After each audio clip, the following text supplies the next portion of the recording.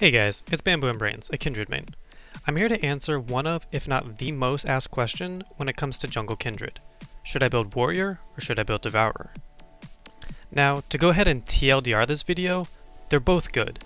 They each have pros and cons, and 90% of your decision should come down to personal playstyle. The biggest difference between them is deciding when you want your power spike to happen. Anyone who's played a handful of Kindred games knows about her massive level 3 power spike and her often underestimated early game damage. Warrior is a cost-efficient way to capitalize on this early damage and pack an even bigger punch early game. However, Kindred doesn't have the best AD scaling, and Warrior no longer gives armor pen. Because of this, that oomph of attack damage stats isn't going to be super helpful late game. Devourer, on the other hand, offers very little bonus damage in the early game unless you have some Mark of the Kindreds and can make use of that bonus attack speed. However, by sacrificing that extremely powerful early game, you're securing your relevance in the late game. Pretty much, go Warrior if you want to be extra strong early but don't mind sort of falling off later, and go Devourer if you're willing to give up that early super spike for a solid late game. Now, on top of this, there will be times when doing your non-preference pick is actually better.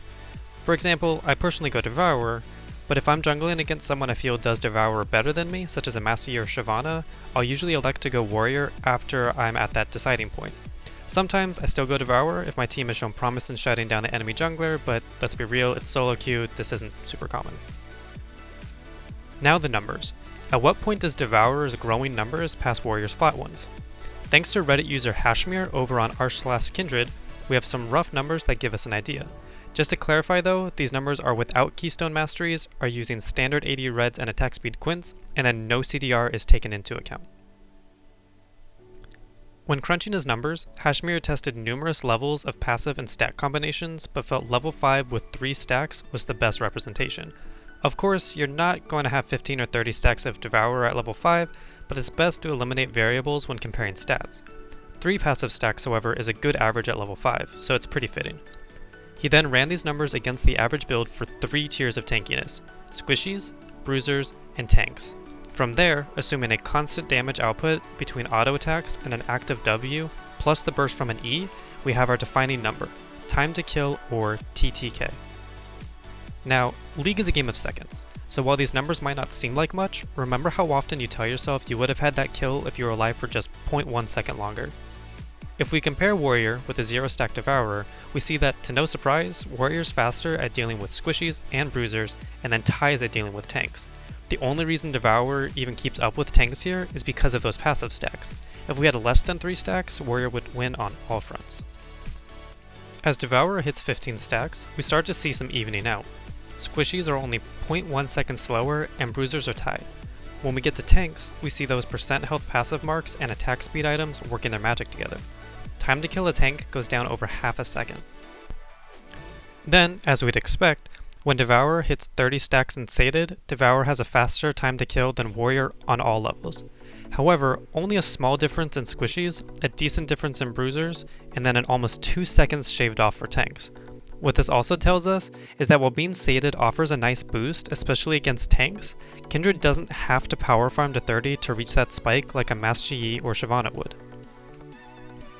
To sum up the numbers, Warrior offers more flat damage early on, but Devourer gives percent HP damage right away thanks to Kindred's passive.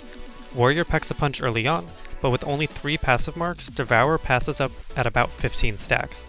Even with only 1 passive mark, Devourer will eventually outdamage Warrior without being sated. If you're getting more passive marks, this passing point will happen even sooner. However, this difference is relatively small when it comes to squishy champions, comes out pretty even on Bruisers, and only has a real impact against Tanks. Even at sated 30, the big difference in TTK is with the Tanks. As you can see, there are even more factors such as enemy team comp.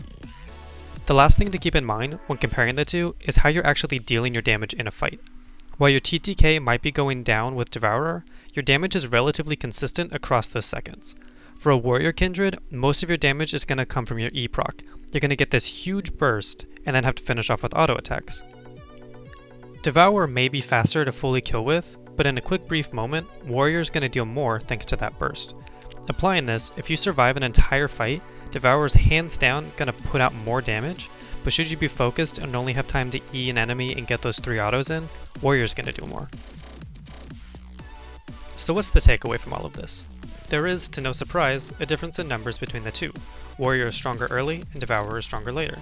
The two equal out around 15 stacks, but this isn't a perfect equal. At 30, Devourer is stronger, but faster attack speed with % health autos isn't going to help as much against squishies as it will against tanks. That means we're now taking into consideration enemy team comp, how many tanks they have, who the jungler is and how much counter jungling they're going to do, if your team can contest early dragons, how long the match may last, how many passive stacks you're getting, and much more. Basically, in a vacuum, there is no better one. Now, depending on the meta, you might be able to eliminate some of these variables, but generally speaking, all we can say is Warrior's better early and Devourer's better late.